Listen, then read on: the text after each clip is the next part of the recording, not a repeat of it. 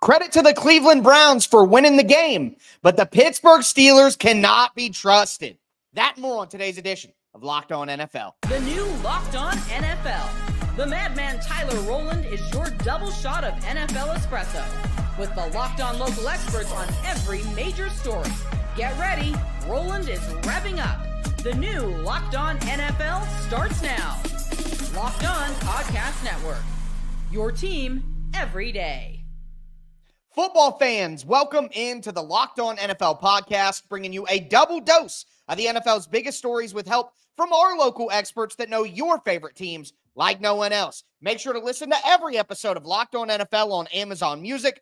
I am your host, the madman, Tyler Rowland, joined today as I kind of am every single Friday, Locked On NFL expert Louis Zbiotics. On today's show, I'm going to give you my best bets of the week. We got two home underdogs in the AFC and then two teams in the NFC. But we're going to start with the snow game that took place on Thursday Night Football. Before we dive in, thank you for making Locked On NFL your first listen and for being an everydayer here with us at the Locked On Podcast Network, where it is your team every day. Today's episode is brought to you by Game Time. Download the Game Time app, create an account, use the code Locked On NFL for $20 off your first purchase. Again, credit to the Cleveland Browns, who won the first big-time snow game of the year.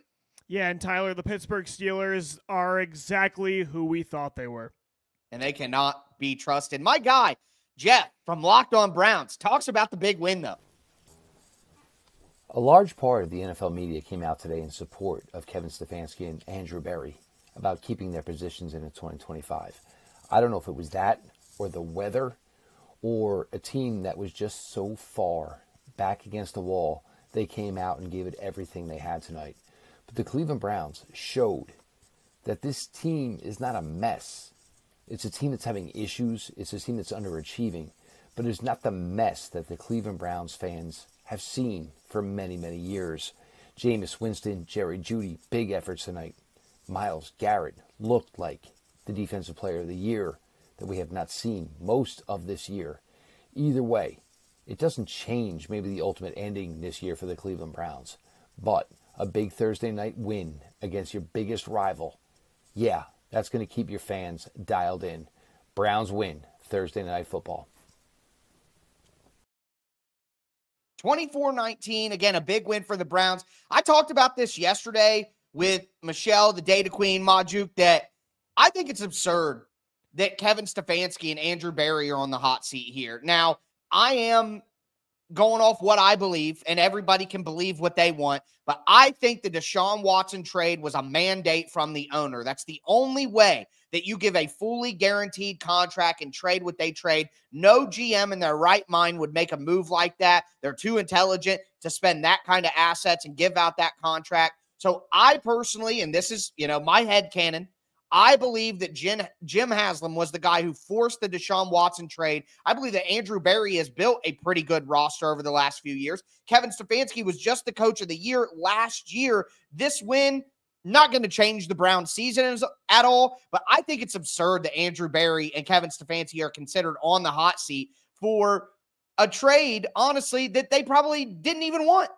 Yeah, I agree with Jeff. I don't think he put it perfectly. This season is lost, but I don't think this Browns regime is lost like it's been in past years with Cleveland. That's a very good roster that just a year ago made the playoffs with an old man, Joe Flacco. And Stefanski has won Coach of the Year twice. He's been able to elevate the quarterback position a lot. So I would want him running the next era, whoever is that next quarterback. And I think they showed tonight that he still has that locker room fighting for him. Yeah, 100% for a 2-8 Browns team to come out and play the way that they played tonight. And the Steelers tried to do their magic voodoo. They got the turnovers. They made some late touch. It was classic Steelers football. And even when the Browns had the ball at the end of the game, I'm like, something's going to happen here where the Steelers find a way to win. But no, the Browns put a touchdown on the board. They win the game. And that does bring me to the Steelers. So yesterday I talked with Michelle, who is a Steelers fan, and, she said I could come on the bandwagon, and I felt pretty confident about the Steelers after that win against the Ravens. But just when you feel it's the opposite of the right when I'm out, they pull me back in. It's like right when I'm in, the Steelers push me back out. I know that they ran for 120 yards as a team. Like, that in itself doesn't sound too bad. But the reality is this team cannot run the football with consistency. Like, they cannot run the football when it matters most, and that is going to be highlighted even more in the playoffs. And for the philosophical makeup of what this Steelers team wants to be, for them to not be able to run the ball when they have to run the ball and not be able to trust their O-line to create holes. And Najee Harris is a good running back, but a first-round pick running back. I don't think that he's ever really been that guy. I just don't think we can trust the Steelers' run game. So regardless of their defense and the turnovers and the deep shots from Russell Wilson, if they can't run the ball when they have to run the ball, which I don't think they can't be the team that makes the deep run. No, I completely agree, and the run game has been even worse without Justin Fields. You put him in there, though, at the end of the game to be better in short yardage situations because you were 0 for 5 on 3rd and 4th and 2 or shorter. So you put Fields out there, and then you drop a deep shot to George Pickens with a backup quarterback. It just made little to no sense. And, yeah, Tyler, like, I wanted to finally say this isn't the past few years of the Pittsburgh Steelers. Like, this isn't Mason Rudolph Steelers where the defense carries them, but the quarterback can't make plays. Yeah, are they elite on offense? No, but Russell Wilson can make those timely plays like he did today to Calvin Austin in the fourth quarter. Mm-hmm. But it's just too few and far between where, yeah, maybe they're a little bit better than last year where they can do a little bit of damage in the postseason, but not enough to believe they're a true contender. I still think they have an upgrade at quarterback compared to the last few years, but they still are who they've always been. Yeah, and something that you pointed out before we even hit the red button to record here is Russell Wilson's mobility just isn't there. He can't even, that Jameis Winston touchdown where he was able to evade pressure and then go. Jameis Winston has never been mistaken for some excellently mobile quarterback or anything like that, but he obviously still has more mobility than Russell Wilson, and I think that hurts them in short yardage as well because part of Russell Wilson's game was not only the deep shots in Seattle, but he could use that mobility to kind of pick up those third and medium situations, and he simply can't do that anymore, and that hurts the run game. Again, I go back to the run game. The Steelers had 120 yards, which looks okay, but 3.5 yards per carry, and Justin Fields had a 30-yard run late in that game to really boost those stats. So if you take away Justin Fields' 8.7 yards per carry coming in as a platoon quarterback, which is strange enough. I think that just kind of shows you. I wanted to see Justin Fields in like red zone situations, but the way that they had to go to him in just normal game flow situations because they could not get the run game going. Again, very, very alarming for the Steelers. And speaking of alarming, instead of going up for the Hail Mary at the end of the game, George Pickens is literally through the back of the end zone fighting with one of the Browns defenders. Like, no matter how time changes, the Steelers will always have a crazy wide receiver. It's every single week George Pickens does something like this where you say he should be in the WWE, not the NFL. To have Jameis Winston on one side doing the crazy stuff he did in the second half for better and worse, Pickens doing it on the other side in a blizzard. I mean, this was a perfect night of football, Tyler. Yeah, I mean, it wasn't like the biggest offensive output, but the weather, the turnovers, the big plays, like this is exactly why we love NFL football. What a fantastic Thursday night football game for sure. But a lot of good football coming up this weekend. It's week 12 in the NFL. It's time for the Madman's best bets of the week with 2 for 2 last week. Let's see what we can do this week. It's Locked On NFL, part of the Locked On Podcast Network, your team every day. Today's episode is sponsored by BetterHelp. Look, guys, this time of year, we need to take a moment to say thank you to the people in our lives. I want to say thank you to all my excellent co-hosts that are with me every single week and dealing with the madman. It can be a task, no doubt about it.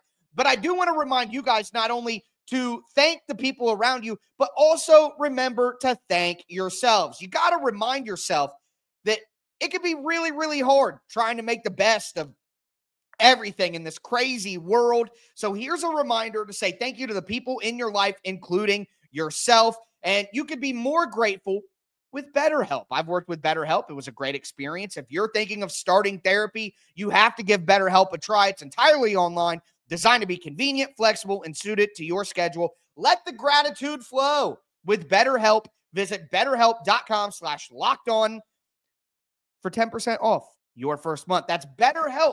HELP. game.com/locked-on. Today's episode is also brought to you by Game Time. Look, Game Time is the best place to buy tickets, period. I bought football, basketball, baseball, NBA, and WNBA concert tickets on Game Time. They have the best features in the industry.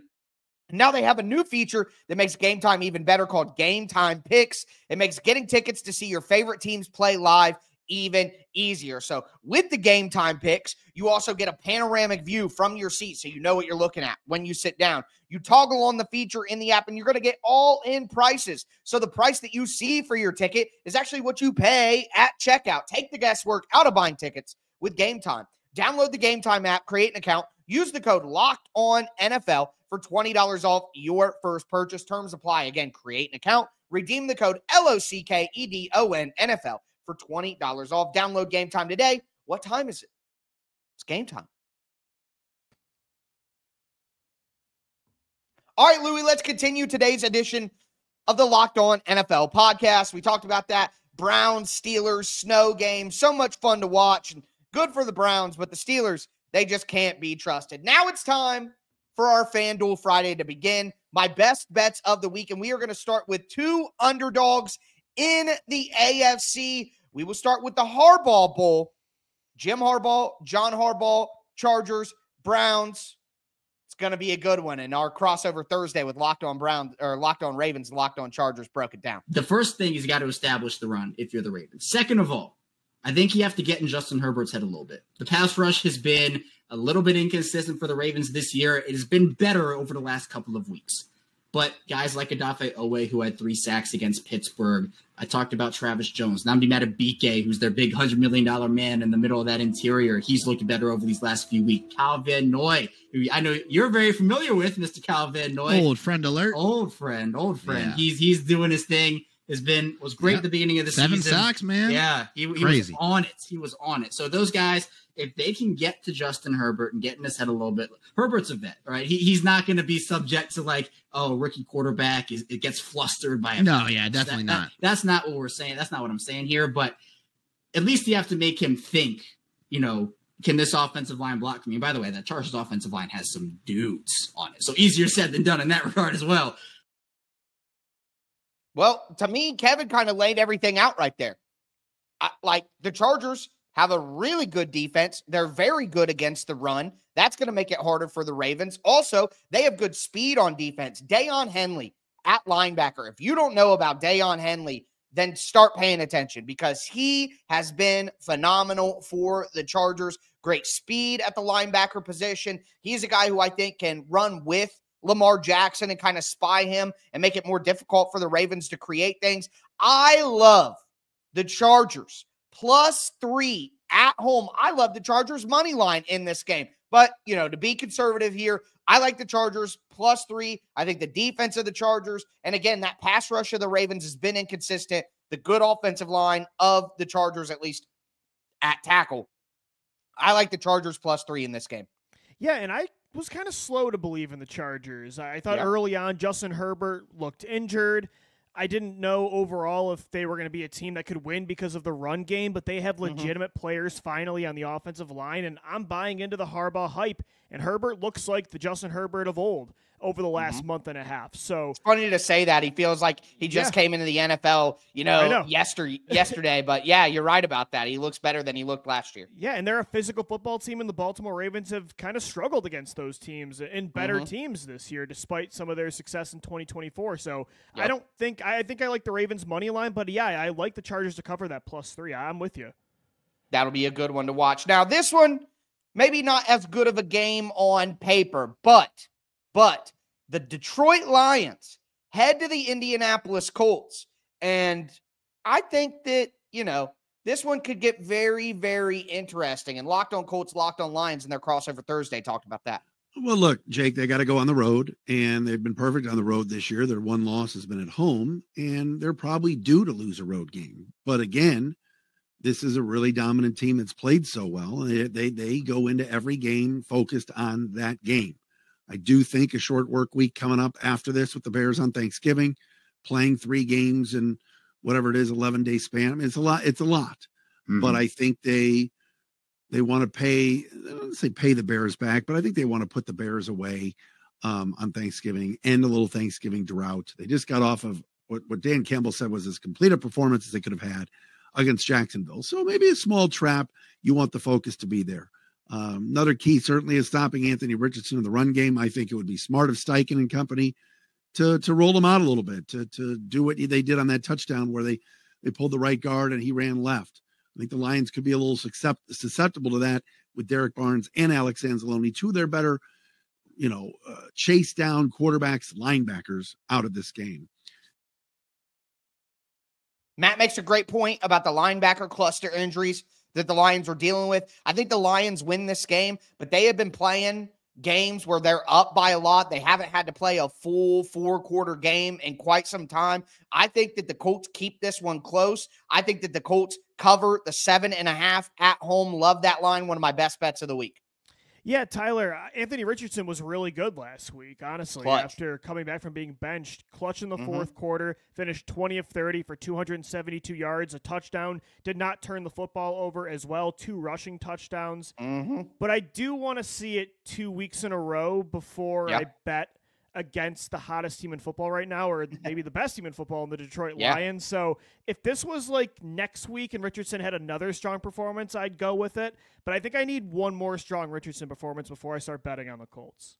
Hey, that's fair, but that's why they call me the Madman, Louie. I don't need the extra week. I'm going right now, so that'll be an interesting game to watch 100%. But there are some matchups in the NFC that are going to be very, very compelling as well. The 49ers must win, and now they might have to do it without Brock Purdy. We're going to talk about that. It's Locked On NFL, part of the Locked On Podcast Network, your team every day. Today's episode is brought to you by FanDuel. It's FanDuel Friday here on the Locked On NFL podcast. We are getting you ready for the second half of the NFL season, and you can check out the action for the second half of the NFL season on FanDuel, America's #1 sportsbook, because right now, new customers can bet $5 and get $150 in bonus bets if you win. The FanDuel Sportsbook app gives you everything you need to place live bets on the NFL all in one place. So when you get a hunch in the middle of a game, you can check out the latest stats. You can view live play-by-play and so much more on the same exact page where you place your bets. Just visit FanDuel.com to join today. Again, you'll get started with $150 in bonus bets if you win your first $5 bet. Make sure that you check out FanDuel at FanDuel.com or just download the app. Never waste a hunch. Make every moment more with FanDuel, an official sportsbook partner of the NFL. All right, Louie, time to get into the NFC bets that we like this week. And we got to start with a game that I've been talking about a ton this week. No doubt about it. And it's because it's so important. The 49ers head to Green Bay to take on the Packers. The 49ers must win this game. I played a clip recently from Locked On 49ers where they said that the 49ers' chance of making the playoffs goes down to 15% if they lose and to 55% if they win. Now, when I first made my notes for this bet, the Packers were -1.5 at home, and I like that considerably more than what it is right now, which is -3 for the Packers. And I'm worried that this line may go even further in that direction if Brock Purdy is confirmed out. So, if the line comes down under 3, then I'll still roll with the Packers as a best bet. If it goes over, moves away, or stays where it's at, I'm not as confident in the Packers -3, even with Brock Purdy out. But don't worry, folks. I have you covered. Louie has a great bet for us here that if that Packers line doesn't go back in the direction that we expect, what would you be looking at? Yeah, if we're going to switch things up and move off of 49ers Packers, the Seahawks right now are +1.5 in a big game against the Arizona Cardinals. I like the Seahawks to cover, and I kind of like them outright with the money line. Yes. Seattle's been weird this year, very up and down, right? 3-0, then they dropped 3 straight games. Can't really figure out who they are as a football team, but I will say they've had some impressive wins. They beat San Francisco last week. They beat the Atlanta Falcons earlier in the year. They only lost the Rams in overtime. The Lions, they took down to the wire earlier this year. Like, they do get up for the games against better opponents, and especially if they're division matchups. So I kind of like the Seahawks over Arizona. Two very hard teams to figure out right now, and it will be kind of a litmus test matchup for both. But I like Seattle to cover that 1.5, and I like the money line. See, I love that you brought that up because I did have that in my notes as a game that I potentially wanted to hit. Now, try not to give out too many bets here. Make sure we keep the show contained, of course, but did love that one. So it was fate that you would bring that one up and make sure that we got it in the show. Now, I do want to bring up one last bet here. The Minnesota Vikings travel to Chicago to take on the Bears. And right now, the Vikings are -3.5 favorites. Now, I know that the Bears are at home. I know the Bears lost by 1 point last week against the Packers, blocked field goal, all that stuff. I get it. Don't be fooled. Don't be fooled. The Bears are not a very good football team. I think the Vikings are going to win this one outright. I love the -3.5 as well. And Crossover Thursday with Locked On Bears, Locked On Vikings talked about why we're not quite sure about what we're getting from the Bears and how they're going to handle it. What do the Bears do? Like, what is their preferred option when a team shows blitz? What do they want to do? Do they check into a different play? Is it a hot route? Like, what do they want to try to do?